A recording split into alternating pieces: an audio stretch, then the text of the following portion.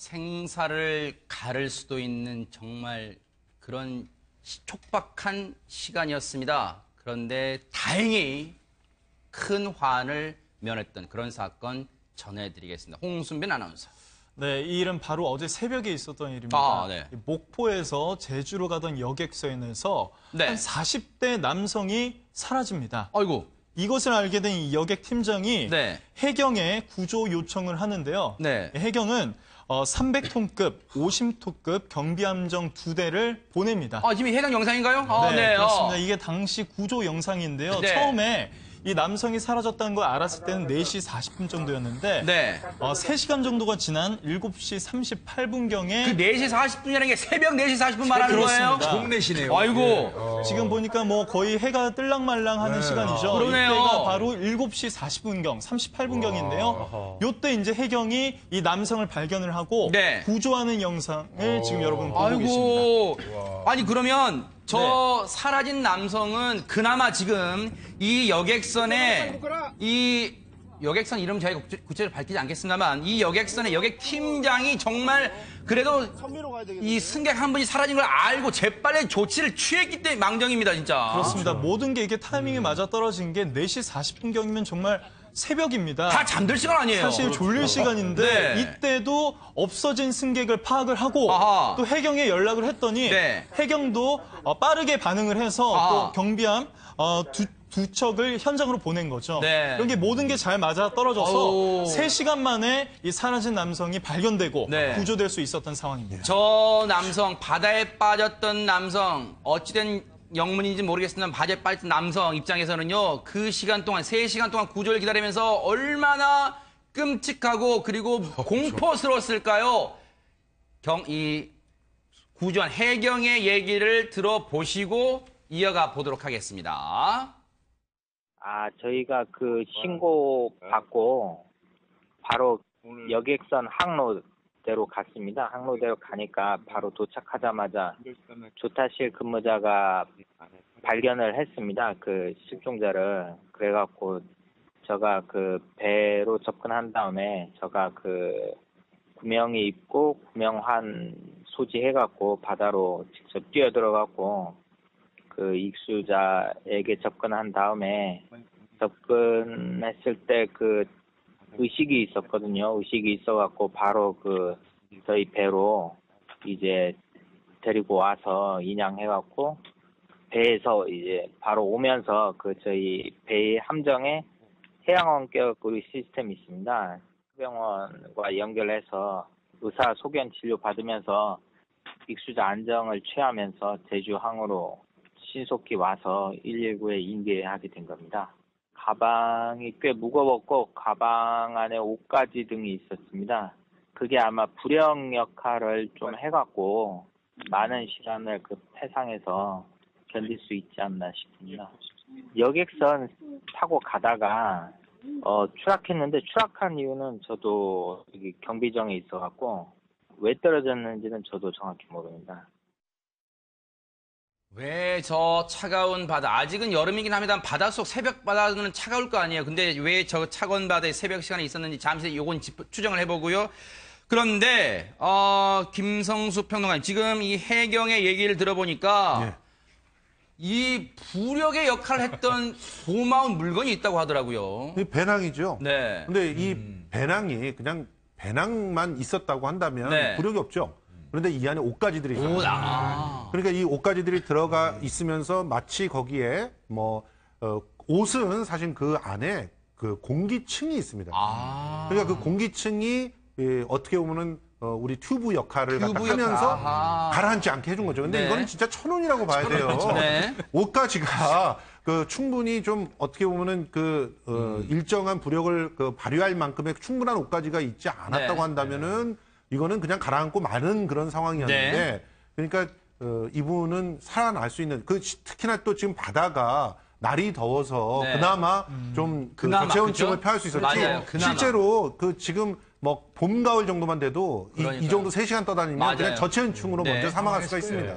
예. 또 이분이 네. 또 수영을 좀 배우신 분 같아요. 아. 가방에 있다고 하더라도 그냥 그 가방을 안고 있어버리면 사실상 가라앉아 버릴 텐데 아하. 발견 당시의 상황을 보니까 가방을 그냥 옆에다가 둔 상태로 몸을 띄워가지고 누워서. 얼굴을 지금 하늘 위로 해가지고 그렇죠. 계속 누워있는 상태로 숨을 쉬는 걸 보니까 이른바 요즘 말로 생존 수영법을 알고 계신 것 같은데요. 생존수영법도 알고 그러니까 본인의 이 가방의 부력 플러스해서 본인의 부력을 유지한 상태로 있었기 때문에 네. 3시간 동안 버틸 수 있었던 아하. 것으로 보입니다. 그러면 김복준님 지금 경찰 얘기를 통해서 지금 나왔지만요. 왜 저 새벽 시간에 바닷물에 빠져 있는지 그건 지금 조사 중이라는데 지금 궁금하답니다. 경찰도 지금 조사 중이라는데 왜 그랬을까요? 추정. 조심스럽게 추정해 보면 뭘까요? 저는 몇 가지로 봐요. 아. 첫 번째 제일 가능성이 많은 거는 음주.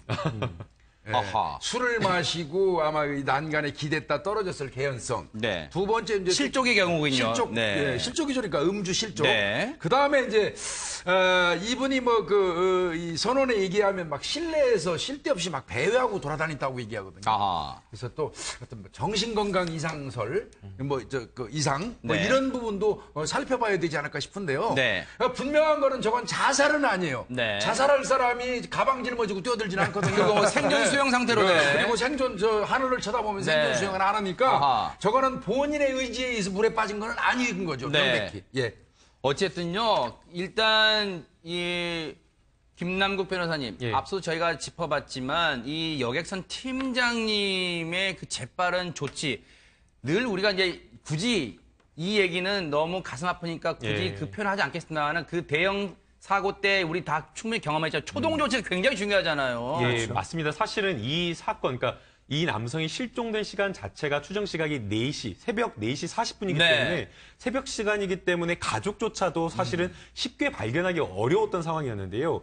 이 승객을 이 여객선을 죄송합니다. 네. 여객선을 돌아다니는 네. 승무원이 계속 유심히 승객들의 행동이나 이런 것들을 네. 살펴봤던 것으로 보입니다. 네. 앞서 이제 김복준 교수님께서 말씀하신 대로 네. 이 지금 여객선에서 이 지금 사람이 승객이 계속해서 돌아다니다가 갑자기 네. 눈에 안 띄니까 사실 승무원 같은 경우는 어디 자러 갔나 보다라고 생각했을 수도 네. 있는데 그렇게 생각하지 않고 이분이 어디에 실족될 수 있다라고 확인을 하고 아하. 이제 바로 신고를 했기 때문에 이런 어떤 초동 조치 때문에 이분이 지금 구조가 될 수 있었던 것으로 보입니다. 네. 어쨌든 천만다행이고요. 그리고 그 여객선 팀장님 그리고 재빠르게 구조에 나섰던 해경의 노고에도 감사를 드리겠습니다. 자, 혹시 주변에서 많이 보셨을 거예요. 위태위태하게 폐지를 가득 싣고 손수레나 리어카나 요즘은 또 이 유모차 같은 그 조그만 물건에도 폐지를 가득 싣고 다니시는 어르신들 보실 겁니다. 그런데 그 어르신들에게 따뜻한 그런 마음을 선물해 준 얘기입니다. 홍수민 아나운서. 네, 이 일은 지난 2014년에 있었던 일입니다. 이제 학원에 가려고 네. 당시 고등학생이었던 양태양이라는 분이 네. 꽝 하는 소리를 듣습니다. 어허. 그래서 뒤를 돌아보니까 이 리어카를 몰던 할머니와 승용차가 사고가 나 있는 거였어요. 아유. 이때 이 양태양 군은 보면서 느꼈습니다. 북유럽에 이 노인들은 연금 네. 받아서 1년에 2번 해외여행 간다는데 네. 왜 우리나라 노인들은 이렇게 안전까지 걱정을 하면서 일을 해야 하는가? 네. 뭔가 도와주고 싶다. 이런 네. 생각을 했나 봐요. 네. 그래서 자신과 뜻을 같이 할 친구 4명을 모아서 네. 아이디어를 냈는데 처음에는 성금을 모아서 드리려고 했지만 네. 좀 더 지속적인 도움을 드리고 싶어서 한 가지 생각을 해냅니다. 뭡니까? 아이디어를 생각해낸 거예요? 그렇습니다. 이 리어카 뒤에 후미등을 달아드려서 할머니, 할아버지들이 안전으로부터 이제 안전 문제가 없게 하겠다는 거죠. 자동차의 그 후미등 같은 거 불빛이 비면 이 자동차 조명에 반사가 될 거 아니야. 그럼 후미등을 달아줬다는 얘기인데, 자, 리어카 후미등이라는 아이디어를 낸 양태양 씨의 목소리 저희가 직접 한번 들어봤습니다. 자전거도 이제 후미등 같은 게 있어가지고 자기 안전을 이제 자기 위치를 표시할 수 있는 리어카 이런 게 없어가지고 사고 난 게 아닌가라고 해가지고 계속 이제 조사를 하면서 이제 이게 필요하겠구나라고 생각해가지고 이제 친구를 모아가지고 우리가 뭔가 한번 바꿔보자. 작지만 이제 한번 시작을 해보자라고 이제 해가지고 시작을 하게 됐어요. 저희가 처음에 그 할머니 할아버지 분들이 되게 경계를 하시고 그냥 필요 없다고 막 그렇게 계속 안 산다고 계속 하시다 보니까 저희가 이제 간단하게 그러니까 그 설치를 하는 데는 약 5분 정도 걸리거든요, 시간이. 그래가지고 저희가 이제 처음에 그 할머니들 같은 경계를 약간 풀고 그러려고 목도리, 그래 생각하는 게 목도리거든요. 이제 저희가 이제 취지가 이제 안전 관련된 거다 보니까 저희가 목도리를 사가지고 발광 목도리로 저희 개조를 했어요, 저희가. 나중에 이제 목도리를 먼저 이제 메어드리고 이제 접근을 하니까 진짜 되게 고맙다고 계속 말씀하시고. 그러니까 이 좋은 일도 처음엔 오해를 많이 받나 봐요. 그렇죠. 근데 김성수 평론가님, 이 양태양 씨가 우리가 또 아이디어니까 또 제작을 해야 될 거 아니에요? 그렇죠. 근데 주위에서 많은 그런 어떤 이 태클이 좀 들어왔다면서요, 제지가. 그렇습니다. 뭐 일단 이거 굉장히 가슴 아픈 일인데 네. 우리는 다 왜 숫자로 판단을 하는지 모르겠어요. 아. 그러니까 모의고사 평균 성적이 1.8등급 이렇게 네. 나왔는데 갑자기 3.5등급으로 떨어졌다는 거죠. 저거 만들어라고요? 예. 아이고. 그러니까 부모님께서는 너 지금 뭐 대학이 중요하지 뭐냐 그렇게 나오시는 거고 뭐 심지어는 공부를 갖다가 이렇게 다 버려버리려고 아이고, 이렇게 했다고 네. 하죠. 그런데 그 공부 상자 9개를 모두 할머니 댁에 숨겨서 아이고. 할머니가 손자편을 들어주는 바람에 이 프로젝트가 성공할 수 있었다고 하는데 네. 저는 참 이 양태양 군과 같이 모인 샤인 더 월드라는 네. 동아리의 이 4명이 전부 이 시대가 필요로 하는 그러네요. 정말 제대로 된 지식인들이라고 생각합니다. 네. 자기가 갖고 있는 그 네. 뜻들을 이렇게 풀어낼 수 있는 능력과 또 실행 네. 의지를 갖고 있다는 거. 이게 네. 중요하지 않을까. 이런 걸 평가할 수 있는 방법 없습니까? 네. 그러다 보니까 이제 누리꾼들도 이런 말을 합니다. 이런 학생들 때문에 우리 미래가 희망적이다. 그런 얘기를 하고 있습니다. 감사를 드리겠습니다. 양태양 씨 고맙습니다.